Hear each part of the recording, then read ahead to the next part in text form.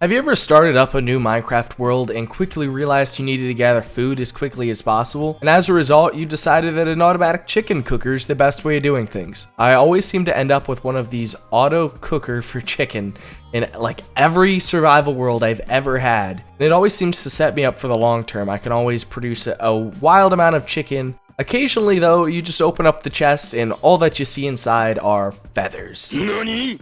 And what on earth are we ever supposed to do with feathers? We have so many of them and not enough recipes that actually use them. From there, you're basically given two options. One, you manually go through and chuck out all of the feathers into the abyss, or you use a dispenser dropper clock that you might have found on a YouTube channel that also disposes of random items like this. That is what we're gonna fix today in today's episode of Additional Usefulness.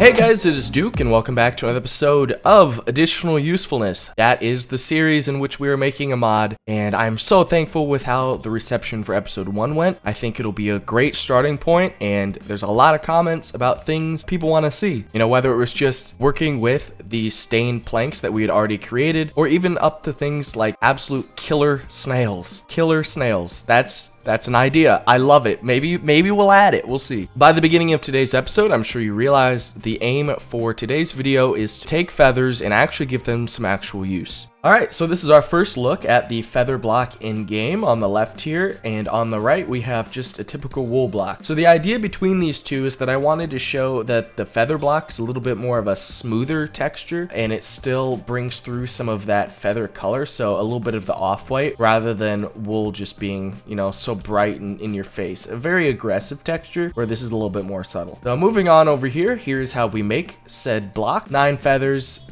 I don't think this was gonna go any other way. So I decided that the feather block could also be a good replacement for wool in making beds. I feel like early on when you're just looking for a sheep, you might not necessarily find one on your first day. So on the off chance that happens, you kill probably like 27 chicken on average. You can make a bed, but it's nice. Moving on once more, we have feather carpets.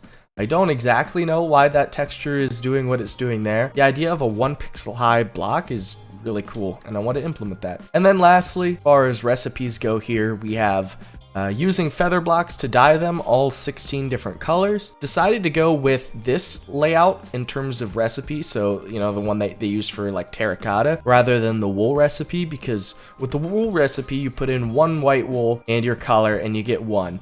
So why not make it 8, save on some dye, etc, etc. So moving on over here, I have 2 blocks in front of me that are labeled feather block. Now I think this demonstrates an idea and a concept here that might take you back when you're trying to research mods and trying to come up with something on your own. I realize that this feather block on the left is from the supplementaries mod that I mentioned in the last episode. On the right, we have my block. You might be wondering, Duke, why would you go through the process of creating a block for your mod knowing that there are already mods out there that do the same thing? And I think that's a very valid question and concern to have. As somebody starting to make mods like myself, and hopefully those watching, is you start to realize that basically anything you've ever thought about has been done at some point. And it might be troublesome at first, and you go, oh man, why would I want to redo something that's already been done? I think it's important to know that you can put your own spin on something. How many times has an apple been painted in the history of art? Here's what we're doing here. We've got our own feather block. There is one functionality that this feather block in supplementaries has that mine does not. And that is if we stand on top of them, we actually sink in to the supplementaries one. Do we like that? Do we want that to be something that mine does? I don't know. I didn't include it right away. As you can tell, between the two, there is quite a harsh contrast in terms of texture. I opted for using more of a smooth texture, where I think the idea that supplementaries had was that you would see each individual feather. On my side, I opted for using a smoother texture that really kind of emphasizes the softness. One important bit when it comes to functionality of this block that makes it stand out from something like wool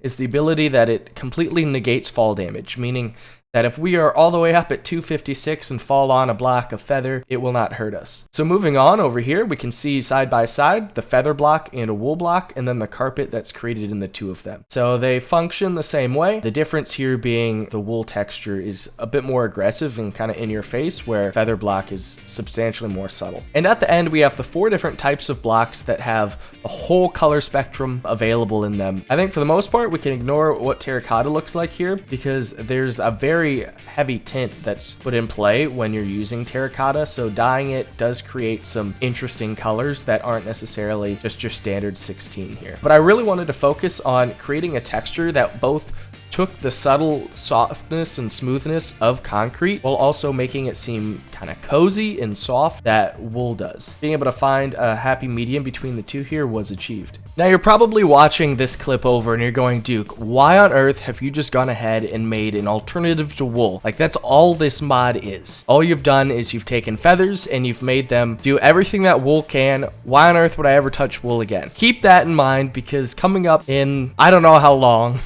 I don't have a schedule, but at some point I would love to go through the process of taking wool, taking string, and making them a whole episode on their own and what can be changed about it. Keep in mind, this is not the end of the video for feathers either, which means there is certainly more that we've yet to discuss. Next up, we have our carpeted stairs, and the idea here is a lot of homes that I've been in my life seem to have wooden stairs with a level of carpet on top, or at least something on the tread to keep down the wear and tear that is used. So I think in an interior space, it makes a lot of sense to have some sort of covering over top of your wooden stairs. I would have all 16 colors that are currently available. When you're coming down, you just see the carpet, and then if you look at it from a different angle, you can actually see the wood that makes up the stairs structurally. Do we want it to wrap? I'm not quite sure. I haven't decided that yet. I will say I was a big fan of the purple, so that's what we're showing here. I've always loved purple wool, so purple feather blocks. I think Mojang did a tremendous job picking this color. I've always really loved it, and I think it goes well with the spruce here. Moving on to the final bit of today's episode was the inclusion of tipped arrows, but rather than the tip themselves, these are going to have special feathers at the back that will demonstrate who shot the arrow. If you've ever played on an SMP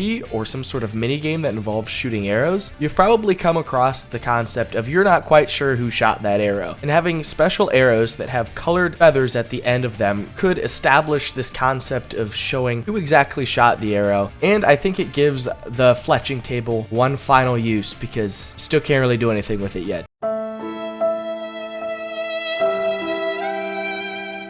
Thank you guys so much for watching today's episode. This has been Duke. I hope you did enjoy. Please be sure to leave a like, comment down below. Tell me what you'd like to see next. I'm so happy with how things are going. I can't wait for next episode. Have a good day. Bye-bye.